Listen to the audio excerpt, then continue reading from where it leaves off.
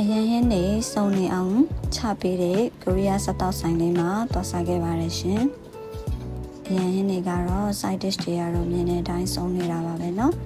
ဒါကတော့စက်သားနဲ့ကိုရီးယားထမင်းတော့ပါဒါကလေးကတော့ဘူကိုကီကိုမှအမဲသားနဲ့ပေါ့เนาะဝတ်သားနဲ့စားရင်နည်းနည်းလေးအေးတဲ့အတွက်ကြောင့်မလို့ကျွန်တော်တို့ကတော့အမဲသားနဲ့စားလေးစားထားရှိပါတယ်ဒါကတော့စတိုင်ကြက်ကြော်လို့ခေါ်တာပေါ့เนาะကြက်ကြော်အချိုလေးပါဒီ side dish တွေထဲမှာဆိုရင်အကြိုက်ဆုံးကတော့ဒီအာလူးလေးပေါ့เนาะချိုလေးဘာနဲ့စိန်ထားလဲမသိဘူးအဲ့ဒီချိုရတာနဲ့အာလူးလေးကတော့အကြိုက်ဆုံးပါရှင်ဒါကတော့ဘူကိုကီမာရဲ့ထမင်းဖြူတစ်ပွဲပါပါတယ်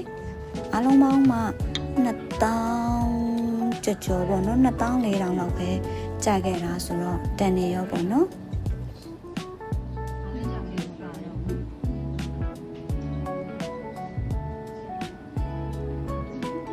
ကျွန်တော်ကတော့အဲ့ဒီလို side dish တွေတစ်ခုပြီးတစ်ခုထည့်ပြီးတော့ထမင်းလေးနဲ့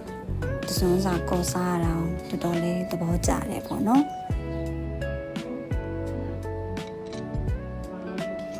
ဆောင်းထီကြည့်ပေးလို့ကျေးဇူးများတင်ပါတယ်ရှင်ဘိုင်ဘိုင်